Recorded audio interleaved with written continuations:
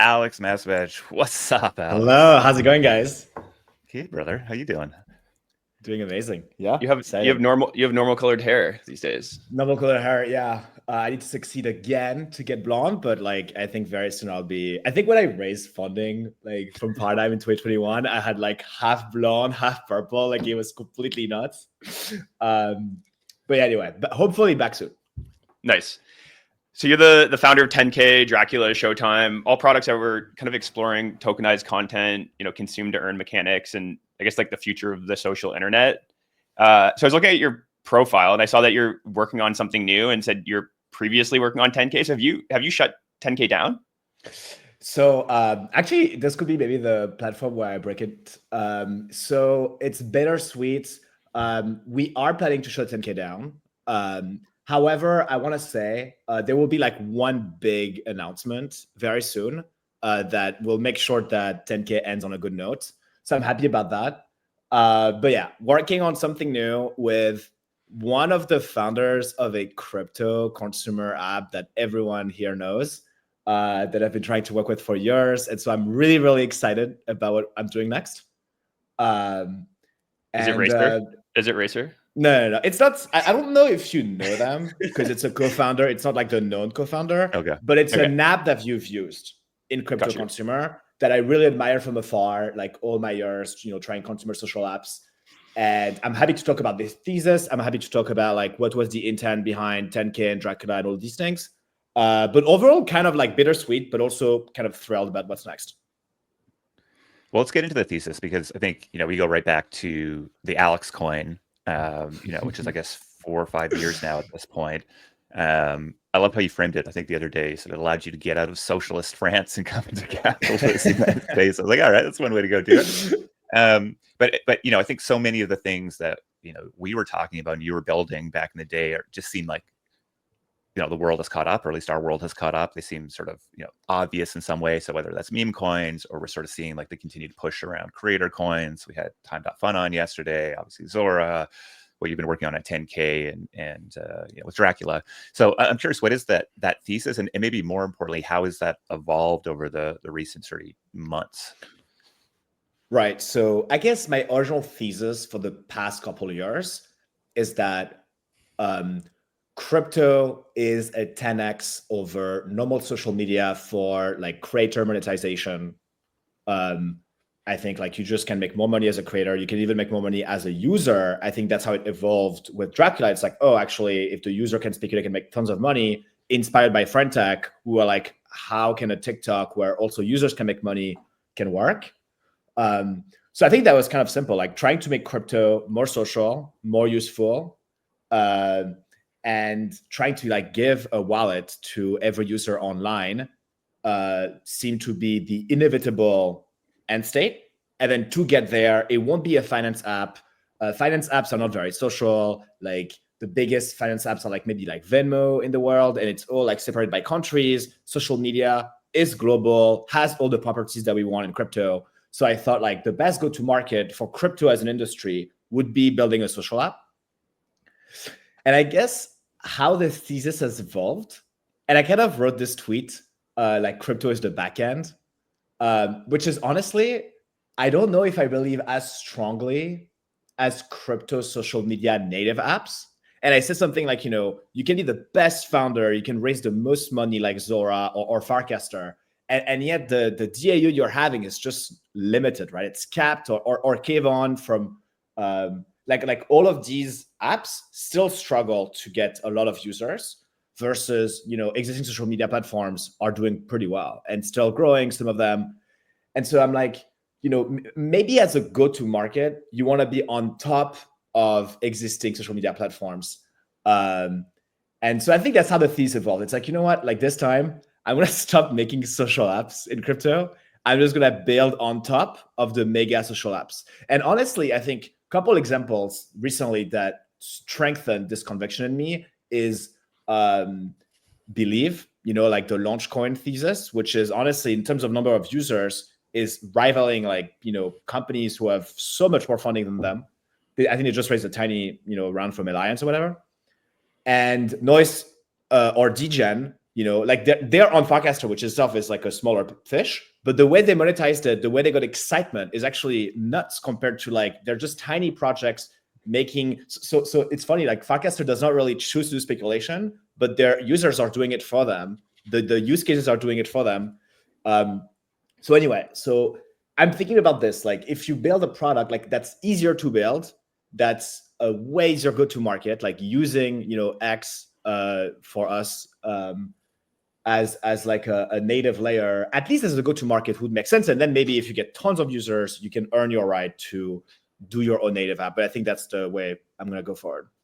Well, so I think it was interesting to me to see Pump come out with this sort of like the enemy they're fighting against are the big social media apps. And so, and perhaps they have the critical mass of attention and have used like crypto primitives to really, and speculation to really drive that. I'm curious if you have any thoughts on specifically that framing of Pump.fun as sort of, this isn't just a launch pad. We are redefining social media. Yeah, I would say Pump has the best shot out of any companies in crypto. They have an amazing brand. They really pioneered something that makes tons of money. And I think that's also key. Like, I think in the streaming space, like Rumble and Kick have been able to like touch the Twitch network effects because it just like they just could lure influencer with so much money. Yeah. And that was really their pool for like Adin Ross and Andrew Tate. It was like they during the woke years, they were like to the extreme right-wing guys, hey, come in, we'll pay you tons of money. And it worked. And I don't know if they're as big as Twitch, but like they sustained.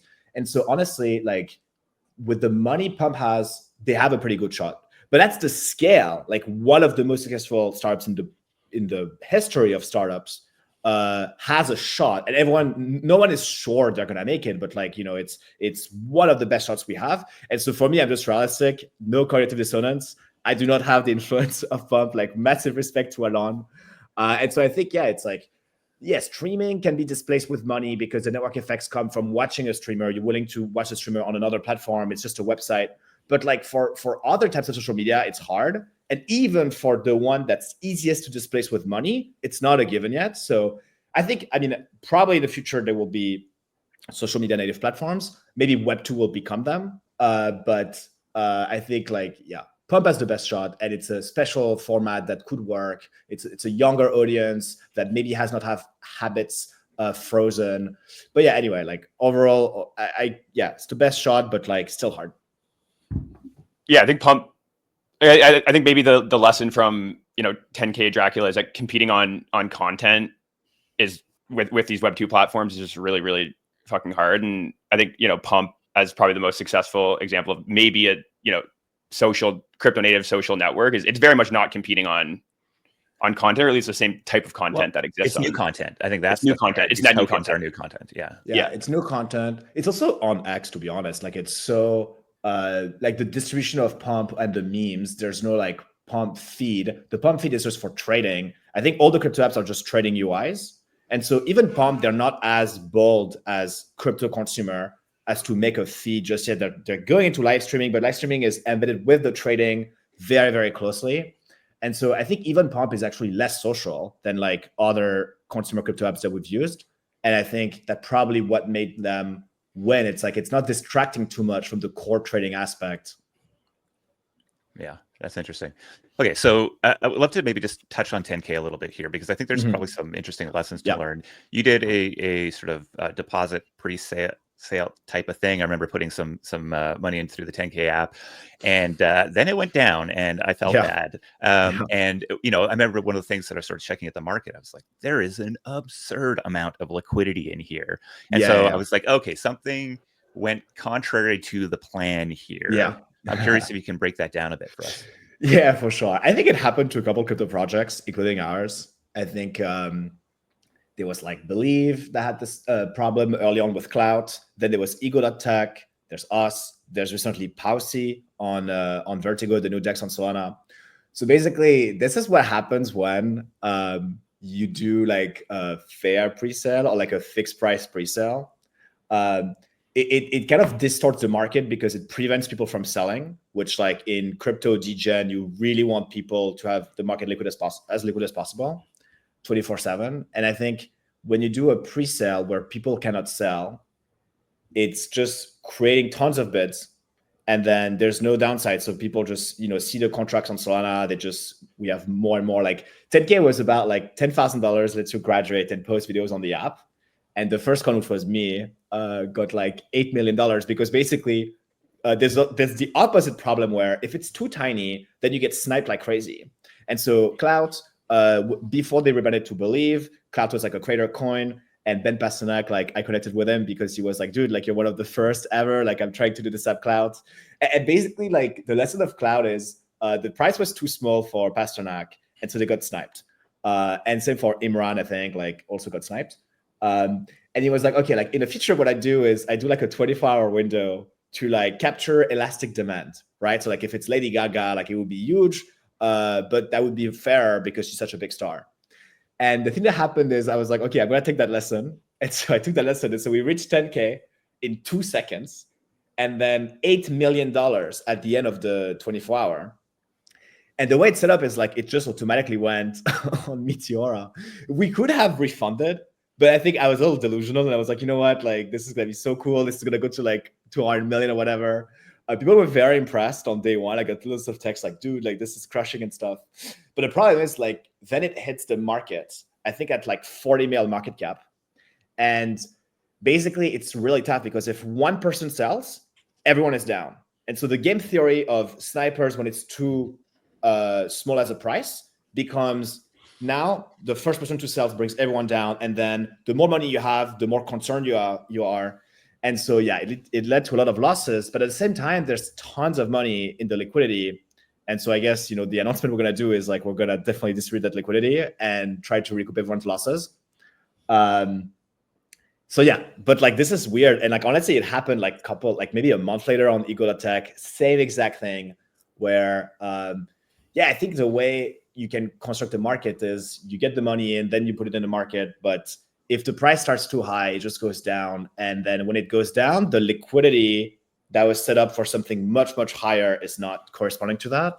And so then I think it killed confidence in like future coins on 10K. And that was really hard to recover from. And so, I think that's mostly what happened. So wild day one, it was way beyond our expectations. What would you do differently then? Like, what's the solution to that? I mean, if everybody's falling into the same trap, we got to have some lessons here, yeah? So I think the lesson that believed, like, honestly, shout out to Ben Pasternak because this guy was like 6 months ahead of everyone else in the space, but like, just copy what Plum did with bonding curves. And that's kind of what Believe did, which is bonding curve from day one. They're using like some Meteora bonding curve so they can control their own fees and give some back to the creators. And I think if you just do that, that fixes it. And I think people were trying to go a bit differently than Pump. But actually, the bonding curve from Pump, at least for degen use cases, is the best. And so I think if we had done this, maybe would have not reached like stratospheric levels, but it would have felt a bit fairer and like you could just exit at any time. And then the problem is snipers, but like sniper is a manageable problem. There's tons of dexes and solutions to counter snipers. Doppler on like ETH or Vertigo or even Meteora now has some anti-sniper protections. Versus if you start the market cap too high, there's just no way against it. You will have sell pressure, and then it's a self-fulfilling prophecy that goes down and down. This is, I think, why Zora was very excited to start market caps at $1. They were like, you know what? We want to set expectations so low, then it's only up from there. For sure. Yeah, so I guess tease us as much as you can about what you're thinking about for the next product. So the next product, I think there's a couple things here. Like, so very inspired by Believe. I think they really used X in an amazing way. We won't do a launchpad, but it will be built on top of X. Also, like it's fascinating that X Money is releasing soon. Like, in the next 6 months or so, X is about to start their own financial layer, possibly with wallets. So like the end state is like, I believe X will definitely have some wallet or crypto integration. Nikita Bier, who helped Believe, is now head of X. So he's definitely aware of crypto Twitter and the monetization of crypto and Twitter together. Kato AI also is a pretty cool tool because you can analyze how popular a user in X is. And so honestly, like there's a lot of things you can do with the social graph of crypto Twitter or even tech Twitter and crypto. And we're trying to do something about that. And honestly, like, it should be out pretty soon, because the cool thing also about not building a full native app is like it's also much faster to build. And so I think Drakula took like 3 months, 10K took 3.5, 4 months, because we were like new to Solana. And I think this one will be much faster, like maybe like a month or something. So, yep. I liked, as you're describing that, you kind of looked off into the distance a little bit and a smile came across your face, which I think is the mark of somebody who's excited to be building. You got a vision in your mind. So, and honestly, yeah. And I had some like, ETH OG DM me saying, dude, like you went from Web3 to Web 2.5 to now let's just use Web 2. Like, what are you doing? But I'm like, I think it makes the most sense as a go-to-market. And there's this thing by Balaji, this concept of exit versus reform.